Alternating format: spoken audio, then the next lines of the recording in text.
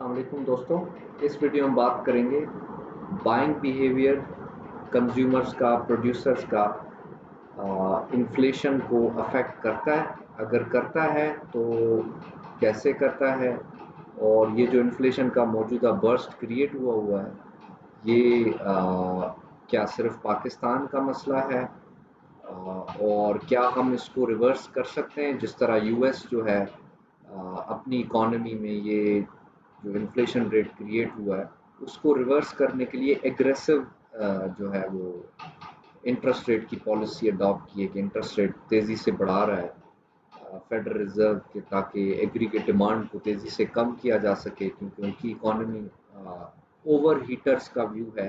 Paul Krugman के article के मुताबिक ओवर हीटर्स का जो व्यू है वो ये है कि ओवर हीट हो चुकी है इकॉनमी।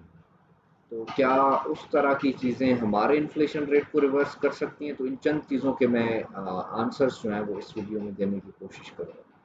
सबसे पहले तो हम ये समझ लेते हैं कि क्या बाइंग बिहेवियर बायर्स का और सेलर्स का, क्योंकि जो प्रोड्यूसर होता है वो भी कहीं न कहीं पे कंज्यूमर होता है इनपुट्स का।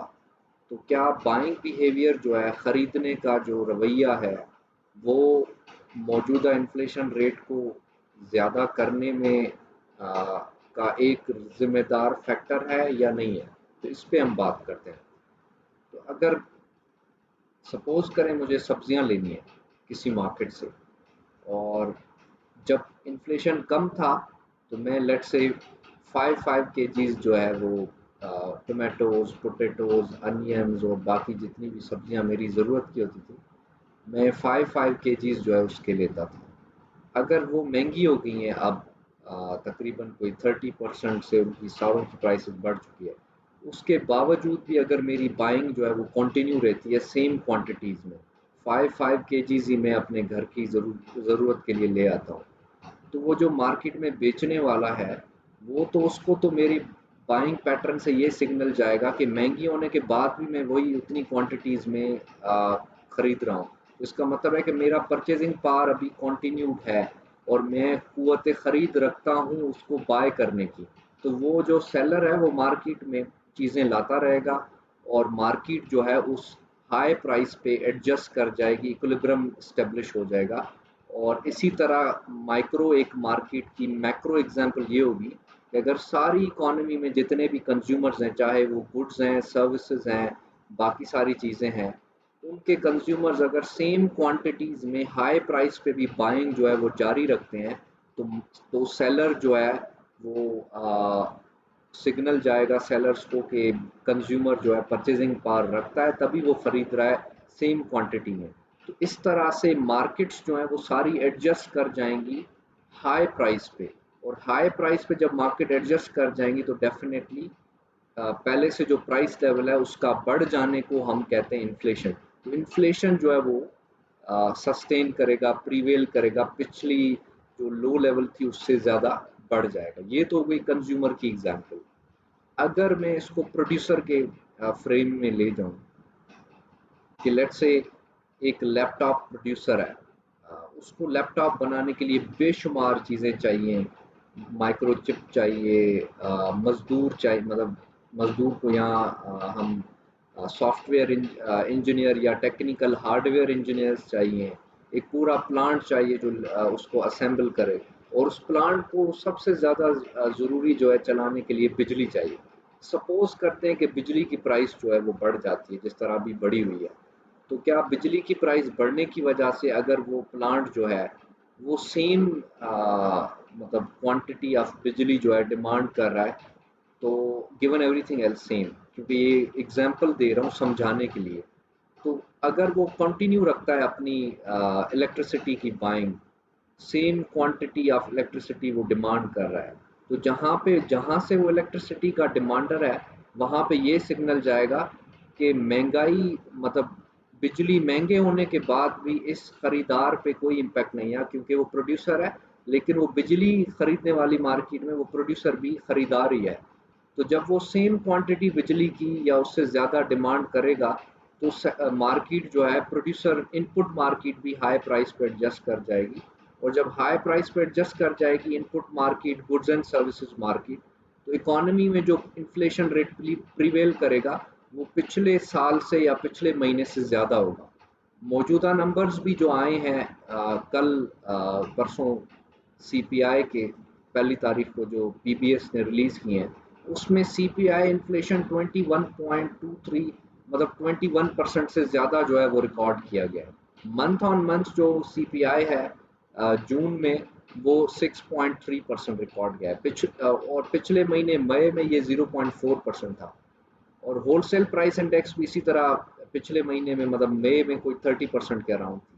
तो ये जो मतलब डिफरेंट प्राइस इंडाइसेस हैं, इनका बढ़ना कॉन्टिन्यूसली ये रिफ्लेक्ट कर रहा है कि कंज्यूमर्स की और प्रोड्यूसर्स की बाइंग पैटर्न्स जो हैं वो कॉन्टिन्यूस हैं, वो जो है वो सेम है, उनमें कमी नहीं आई, तभी जो है मार्केट्स जो हैं वो हाई प्राइस के इक्विलिब्रियम पे एडजस्ट हो रही हैं। और जब सारी जो प्रोडक्ट मार्केट है मतलब आउटपुट की मार्केट है जहाँ से हम चीज़ें खरीदते हैं, इनपुट मार्केट है जहाँ से प्रोड्यूसर इनपुट खरीदता है, लेबर मार्केट है, लेबर मार्केट अलबत्ता उसमें भी वेजेस इंक्रीज हुई हैं 15% जो सैलरी रेज है। तो ये सारी जब मार्केट्स जो हैं गुड्स मार्केट, इनपुट मार्केट और लेबर मार्केट, ये सारी जब हाई प्राइस पे एडजस्ट कर रही हो तो ओवरऑल जो इन्फ्लेशन है वो इकोनॉमी में बढ़ जाता है। तो हमें इस इन्फ्लेशन रेट को कंट्रोल करने का तरीका ये है कि मैं सपोज अगर 5-5 किलो सब्जियां लेता था एक हफ्ते के लिए, तो अगर मैं 2 किलो लूँगा 3 किलो लूँगा और प्रोड्यूसर जो है वो एक ख़ास इलेक्ट्रिसिटी की अमाउंट यूनिट यूज़ कर रहा था, अगर वो अपनी यूनिट कंजम्पशन कम कर देगा तो इलेक्ट्रिसिटी की मार्केट में इलेक्ट्रिसिटी का सरप्लस होगा। मेरी जो सब्जियों की मार्केट है जहाँ पे मैं सब्जियां खरीदता था, बाकी चीज़ें खरीदता था, वहाँ पे चीज़ें पड़ी रहेंगी, सरप्लस होगा। तो ग्रेजुअली जो है वो मार्केट वहाँ पे मतलब एडजस्ट नहीं करेगी हाई प्राइस पे। सरप्लस में प्राइसेस जो है अल्टीमेटली नीचे आती हैं। मतलब सरप्लस अगर ज़्यादा अरसे के लिए हो और सरप्लस जो है ज़्यादा बायर्स खरीदार जो हैं वो कम चीज़ें बाय कर रहे हो तो ओवरऑल इकोनॉमी में एक सरप्लस क्रिएट हो जाता है चीज़ों का। सेलर्स को ये सिग्नल जाता है कि लोगों की कुव्वत खरीद उतनी नहीं है, तभी वो कम बाय कर रहे हैं, ओवरऑल एग्रीगेट डिमांड कम हो जाती है। और जब डिमांड कम हो जाती है तो डेफिनेटली एग्रीगेट सप्लाई भी कम हो जाती है और इक्विलिब्रियम जो है एक लो प्राइस पे एडजस्ट होता है।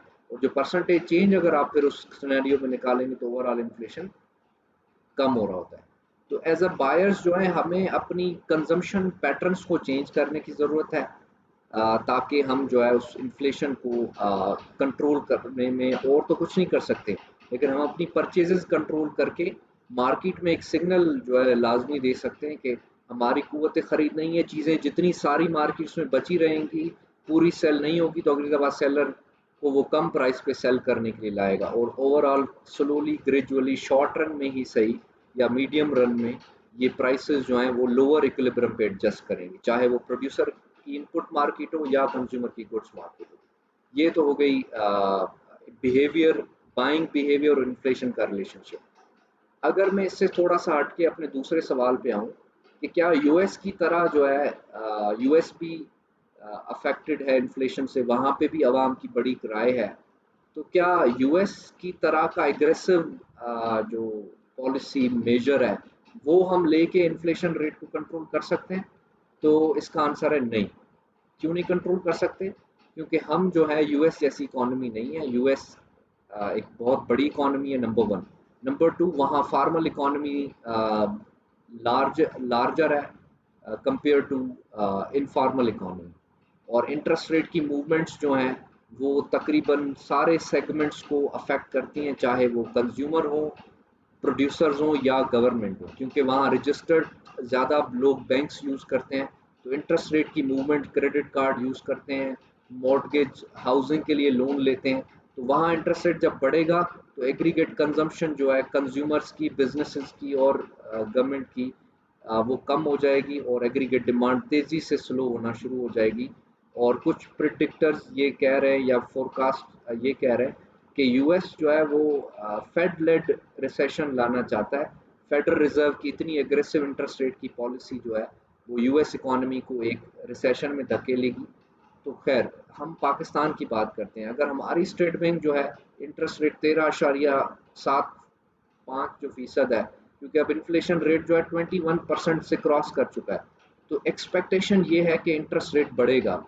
जब इंटरेस्ट रेट सेंट्रल बैंक बढ़ाएगी, अल्दो इन्फ्लेशन हमारी इकोनॉमी में डिमांड साइड है ही नहीं, जब इन्फ्लेशन डिमांड साइड नहीं है तो इंटरेस्ट रेट बढ़ा के, और बैंकिंग सिस्टम के यूजर्स भी कम है, जब बैंकिंग सिस्टम के यूजर्स कम होते हैं तो इंटरेस्ट रेट बढ़ा के आप जो है ओवरऑल इन्फ्लेशन रेट को कम नहीं कर सकते, क्योंकि इन्फ्लेशन जो है सप्लाई साइड का मसला है।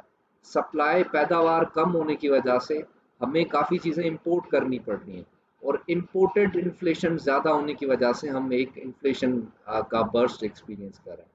तो हम अगर यूएस की तरह aggressive interest rate policy adopt करेंगे, तो हमारे जो स्मॉल मीडियम एंटरप्राइजेज हैं, जो बैंक से बोरो करके अपने बिजनेस की ग्रोथ करते हैं, और जब वो बैंक से बोरो करते हैं तो कहीं इन्वेस्ट करते हैं, कोई मशीन लेते हैं, कोई प्लांट लेते हैं, कहीं पे एक्सपेंशन करते हैं, तो उसकी वजह से रोजगार क्रिएट होता है।